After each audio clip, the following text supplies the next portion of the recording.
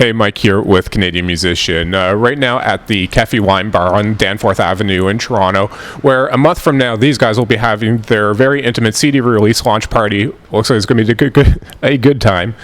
Pavlo on the far side, Remigio, new album is, and we already went through this, but Guitarradas. Yeah. I think I got that close enough. But of course, Pavlo, the very, very accomplished Greek-Canadian guitar virtuoso, and Remigio, if you haven't recognized him already, one quarter of the mega hit international act, vocal act, the Tenors. Guys, how you doing, man? Excellent. Good. Thanks for having us here, Mike. This is awesome. I've always wanted to be on this magazine, and finally, thanks to Pavlo. Canadian Musician, here baby. we are. Yeah. We've made it. Well, now, I saw on Pavlo's Facebook page you guys just got back from the Strombo show, so this is probably a little bit of a letdown after that. I remember I remember going for guitar lessons at the Ottawa Folklore Center and seeing the Canadian Musician magazine there, and always, wishing, at some point to be in one of those pages. And but you've been on it before. Yeah, I've written columns in the past, and I think we've, it's great. We're happy to be a part of it. For us, this is like, I think, even more special as musicians, Yeah. Well, I'm obviously very fascinated to hear about this album. From what I understand, well, folks won't be hearing this till next week, but right now it's October 30th, the day the album's coming out. And from what I understand, this album actually kind of started coming together exactly a year ago today, from what I've read. And so to start with that, for Guitarradas, tripping over the title, for Guitarradas, starting from this day a year ago, what's been the progression of it? Where did this idea come from, and how did it formulate? Pablo joined the Tenors a few times in concert at the Sony Center here in Toronto, and we always kind of play with the idea of us doing something. And he wanted me to sing on one of his records, which he was doing a Portuguese fado on, and unfortunately our schedules just never worked out. And then he said, "Well, why don't we? You play the guitar. Why don't you join me on a song, and we can do something on this record, on my next record." And then from that conversation, I was actually going to go to Texas, but I canceled my plans to go to Texas, and I went to Florida. And I went over, and we sat on the couch, and we just, for 8 hours that day, we wrote like 6 or 7 songs. Yeah. And we did the exact same thing the very next day, and the album was done in 2 days. Wow, that's insane. All the writing for this album done in 2 days from start from. You can never predict if you're gonna have chemistry with someone. I mean, how can you until you sit down with them? And honestly, like Remy and I have been around for a long time. Not too long, because we're still pretty young. but honestly, I mean, you never know. And when we sat down, we had our guitars in hand. The first 10 hours, Michael, went by like it was 1 minute. That's how it was. Just such a beautiful creative flow. And as a musician, those are the moments that you try to attain, is to have that beautiful creative flash that may last for 1 minute or a couple of days. And we had it, and we wrote the whole album virtually, like, in 2 days, 3 days, and we're proud of it. I mean, it felt good. It's an album that really came from us. Yeah, it just felt like all the inspiration was just coming right through us, and so we had our laptops there and just recording every single idea. And structured all the songs and everything, and it was just one of those magical moments that that you wish that you would have. We wrote a whole album in 2 days, which is pretty crazy. It's crazy. Especially being that it's an instrumental album as well. There's a lot of notes in there.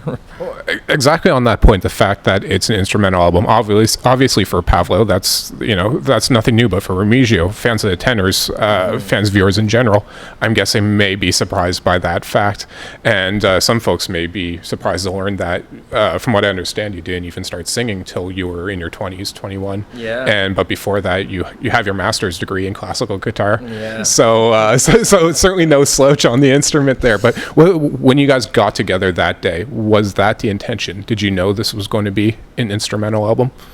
We didn't know that we were going to write an album. We were going to go and just write a song. Yeah, it started off with a song. And that's what I'm saying. Like, you just don't know how these things will end up. But when you're open-minded and you're comfortable in your own skin and you go with the intent that, you just want to make great music, anything can happen. It went from one song to an album. A year later, we're here talking with you about our finished album. You know, I mean, that's pretty cool. Our new baby. You know? Yeah, it's pretty wild. Had either of you had that experience? So you've both obviously had massive successes in your own projects, but that instant chemistry that you guys had, being able to write an entire album, and an instrumental album for that matter, which from what I gather, having spoken to many songwriters, is in a lot of ways more difficult than writing lyrical music. Had either of you experienced that kind of chemistry and rapid productivity before? I speaking for myself, I never have.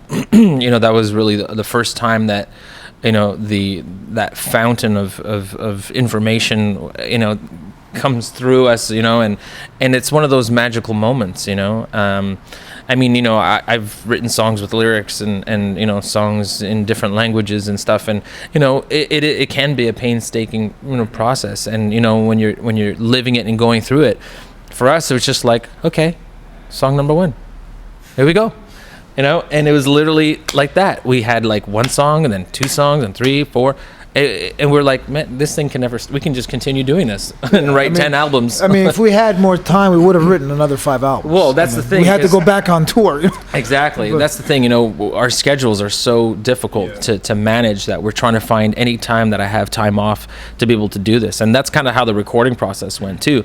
You know, he would record when he was in town, and I would record whenever we get together, or I'd record at Mancini's, our engineer's house, and get my parts done, and you know, we'd send things to each other and listen to it and say, yeah, this is cool, maybe we can do this. And you know, it was great to hear back some of the things, because sometimes we weren't in the same room, and to hear back you know, what you sent out that one time, and then hear it harmonized or hear it being taken in a different direction, it's a really cool thing. And I always had a smile on my face when he would send something over and I would hear, you know, what he did with it, and I was like, oh yeah, this is awesome.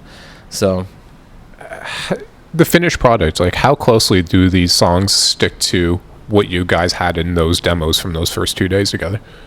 I think it's pretty close. they're pretty verbatim. Yeah. I mean, obviously, the playing is embellished, you know, and you want to work out parts and get them cool. But the melody, the progression is almost pretty well how we started it. We have those garage band files. Yeah. I have them on my computer still, Yeah. of the scratch demos of them, you know, of us just sitting on the couch playing.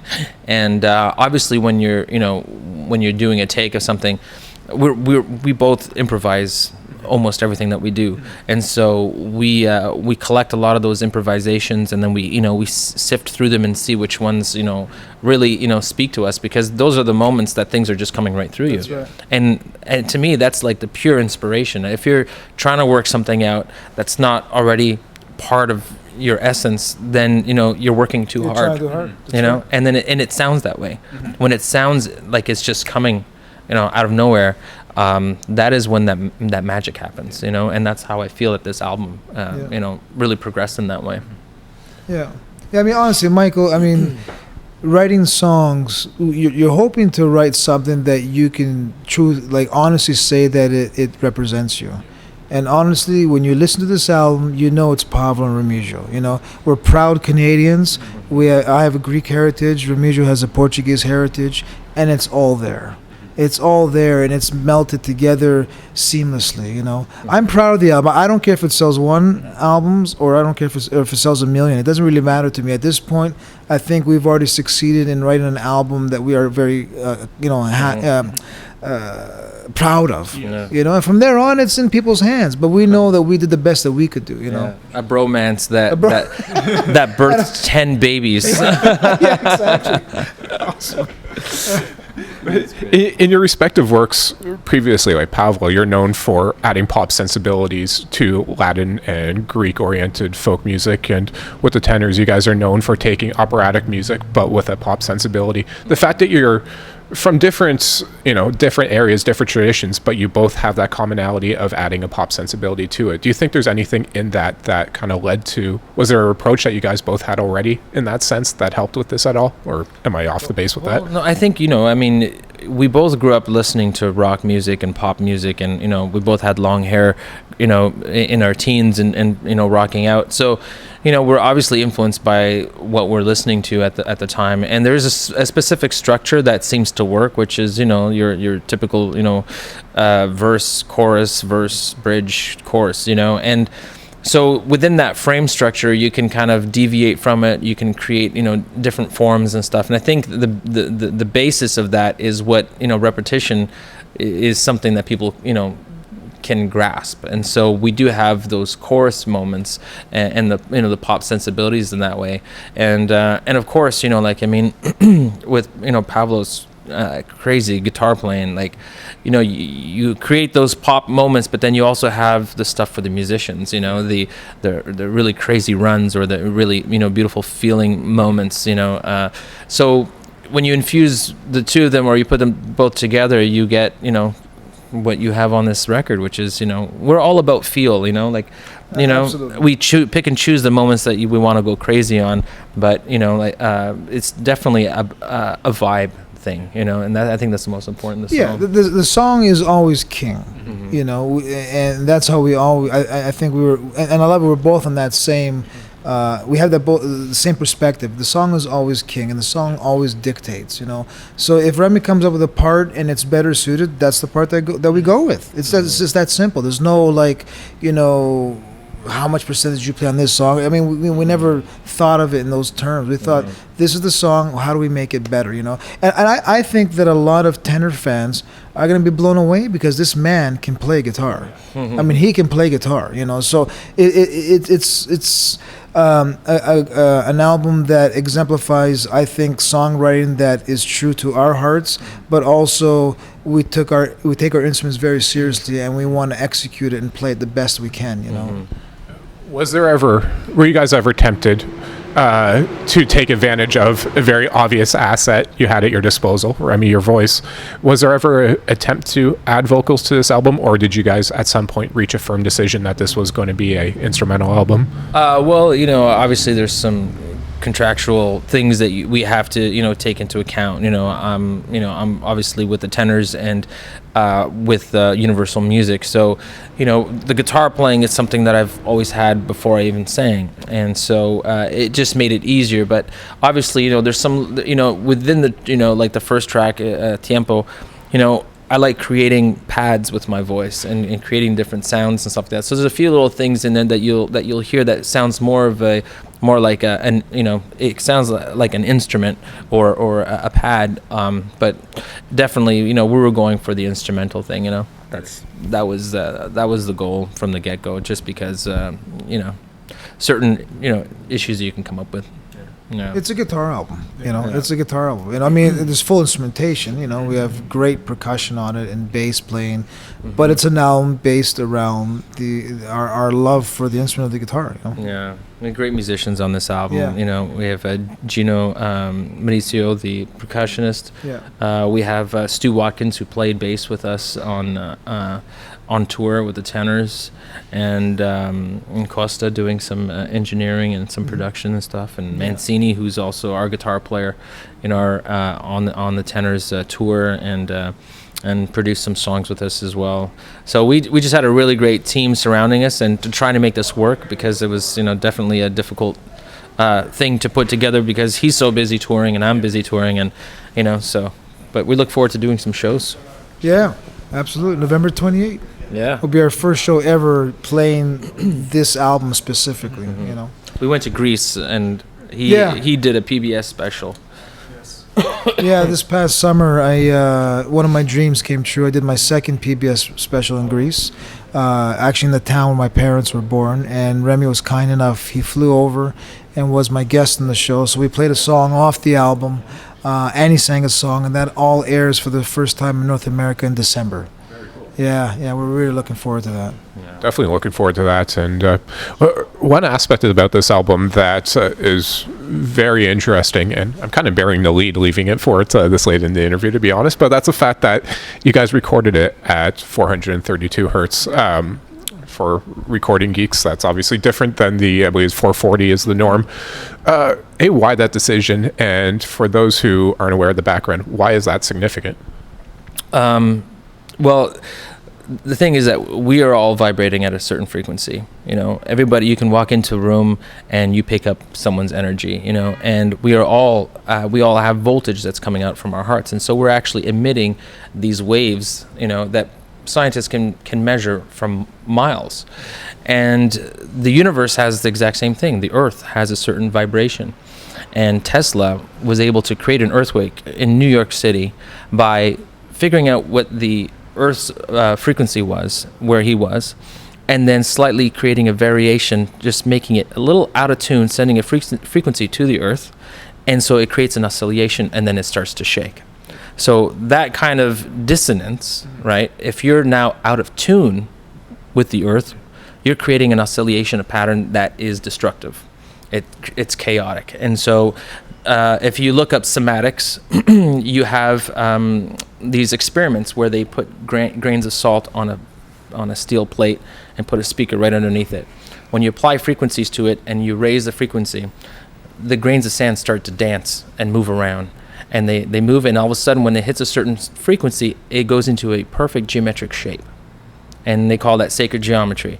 And so the world is created by shapes. So 432 holds every single geometric shape known to man, and 440 does not. And the reason for that is because 440 is actually the chaos before it gets to the... And it's like in music, you have the minor second, which is hugely dissonant to the fundamental tone. And it creates a lot of oscillation, a lot of dissonance. So when you're in tune with the instrument's made out of wood, which comes from the earth. So it's got its natural frequency. And if you're resonating with it, now the frequencies, when they meet each other, they cancel each other out and they become one frequency, as opposed to having one wave coming this way, one wave coming that way, and then fighting each other. So 440 is a dissonant frequency. it is, yeah.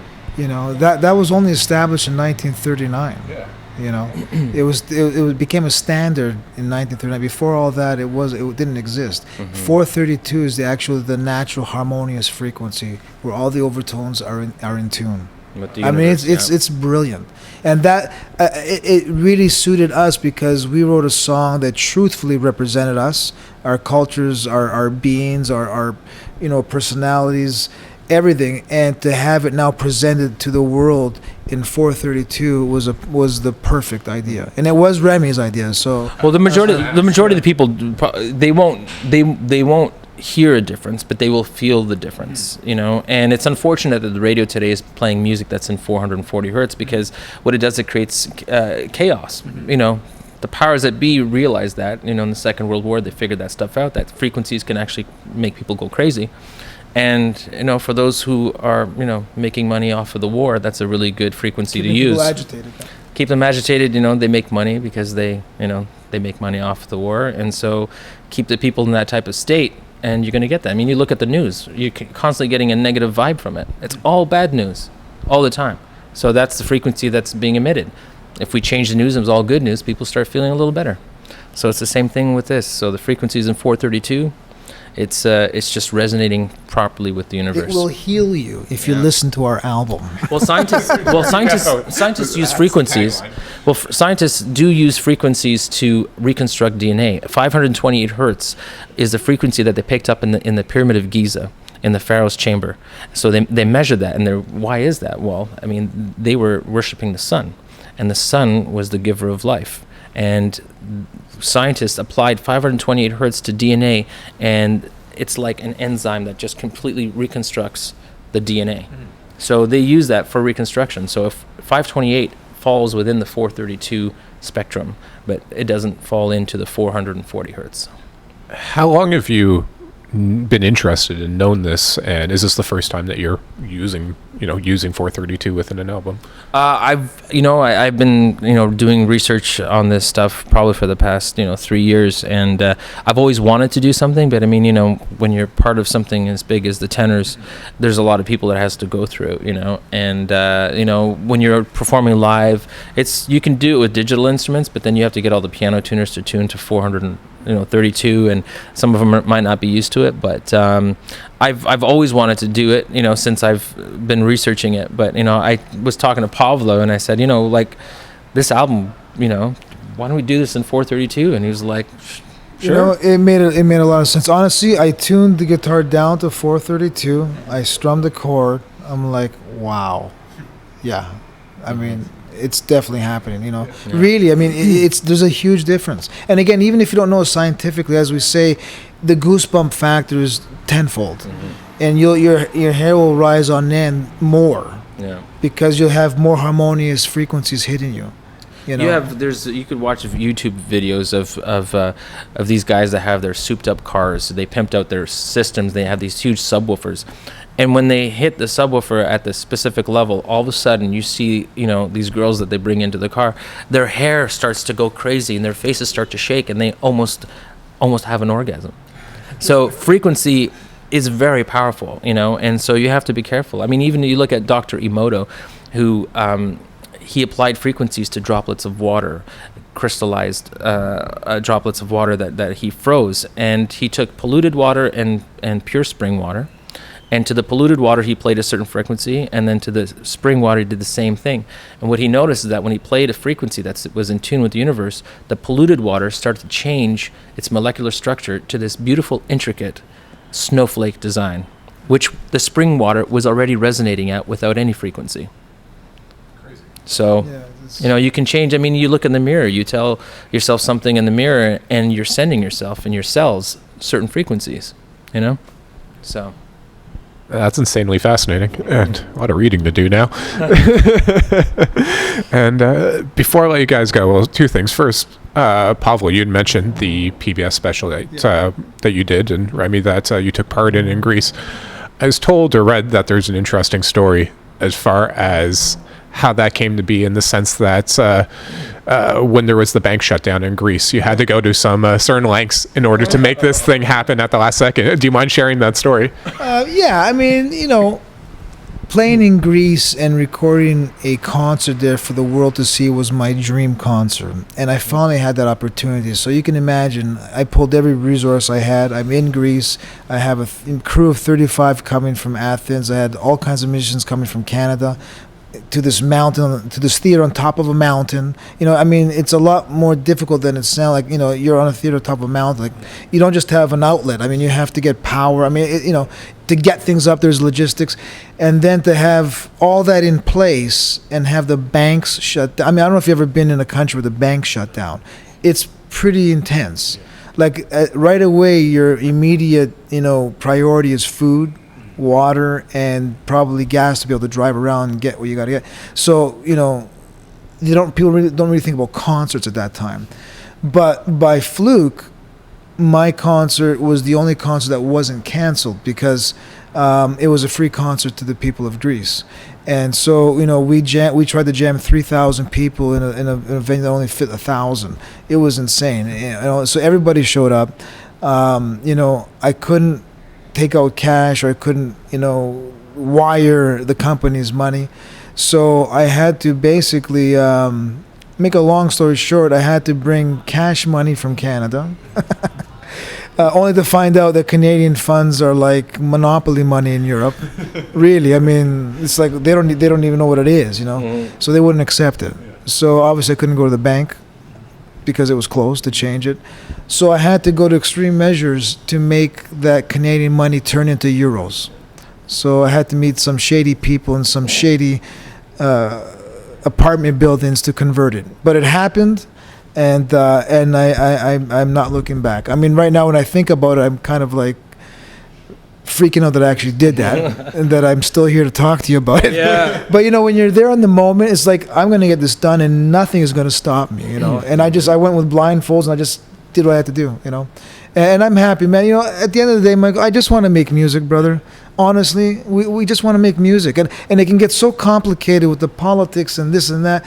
We just want to play guitar. We just want to write songs, and we want people to hear what we do. And that's really what drives me and drives us to do what we do, all the ancillary stuff, or whatever you want to call it, to be able to get us to that stage that night and play our guitars, Yeah, it's all about the audience in the end, and the feeling that they're getting. And so we want to make sure that when they come to the show, they're having an awesome time. For some of them, we as the tenors, we say this very often before we go on stage. Is like, sometimes we don't know, this could be someone's first show and it could be their last show. And so that's a huge responsibility on us to make sure that it's something that will last for a long time for them, and be meaningful. So. And lastly, here for you, Remy, like, having had the success you've had as a vocalist with the Tenors, but now going back to your first love, musical love, if you want to call it that, the guitar, like how does it feel for you at this point to be able to show that you have that immense talent to flex that musical muscle on a totally different platform than you usually do? Well, it's interesting, you know. At first, it was a battle. You know, people would say, "Oh, you have to do one and not the other. You can't do them both." And you know, at one point, I was playing Manuel de Falla songs, playing these complex guitar parts, and singing songs that singers normally sing with a pianist playing. And so, you know, I was like, "Well, I think I can do it." You know, and I've always wanted to incorporate, you know, the guitar in the tenor shows, and you know, slowly but surely everybody started picking up their instruments, and so it just became a natural progression. And so now we, you know, there's some songs that we all play on instruments, and it's great. I mean, I love the guitar. It was the first thing that got me into music, you know, was seeing my next door neighbor's guitar up on the wall, and you know, listening to Kenny Rogers and Elvis, and you know, stealing that guitar and going out and trying out a few things on it. And that was my first inspiration. So to be able to do it in the tenor shows, you know, in specific moments, you know, is a great thing, you know. But to have a whole album, and you know, I have an instrumental album that I did back in '98, but it was, you know, 6 instrumental songs in this kind of style. It's funny because I was working at HMV in Ottawa, and I went to go see Leona Boyd, and Pavlo was opening up for her. And that's where I saw him the first time. And I remember putting his CDs up and, you know, on the shelf. I'm like, man, this is awesome. I got to, you know, I want to do this, you know. So I went to the concert, and then there he was. I'm like, I just put your CD on the shelf. He became a world famous singer, you know. Well, you know, the guitar wasn't putting bread on the table at the time, you know. But you know, the thing is that I love instrumental music. I love writing and composing, and that was one of the things that attracted me to the Tenors, was the fact that, you know, we can write and create our own music as well, which we do, and we have 8 original songs on our latest record. And but to do something like this, it just brings me completely back, you know. And to be, you know, working on an album with such an established guitar player that, you know, I respected. As soon as I, you know, saw him, I was like, man, this is what I want to do, you know. And Pablo's like a one-man show. I mean, he does everything, in business to, you know, to performing and writing the music and organizing the gigs. I was doing the exact same thing way back then, but on a much lower scale, playing in weddings and stuff. And he was playing concert halls and doing what I wanted to do. And so to me, it's just an honor to be, you know, sharing an album and sharing the stage with this incredible musician. Well, it is a very, very cool album. I'm excited to give it another listen and pay extra attention just to the vibe of the album after what you were talking about. Yeah. But and before we go, thank you to the folks here at Kefi Wine Bar. Yeah. You guys would be back here, is it November 28th, if I remember correctly, for CD launch party. Very intimate show you guys having. Exclusive show, yeah, very exclusive VIP show. You can only fit 200 people here, and I think it's already half gone, the tickets. So. It'll be fun. For us, it's something very I mean, think about it. 4 days prior, I'm opening for the Tenors at the Air Canada Center in front of 9,000 people. So, you know, and then 4 days later, we're coming here to do something intimate. But it's great. I mean, it's making music, and I'm looking forward to it. You know, I really am. You know. It's gonna be an awesome night. Yeah. Well, guys, thank you for this. This was a really fascinating conversation. I really enjoyed it. Thanks a lot. I know you guys have a busy day, so extra appreciate it. Thank you so much, Mike. Thank you, brother. Real pleasure. Peace out, Canadian musician. I finally made it on your magazine. I've been waiting all this time.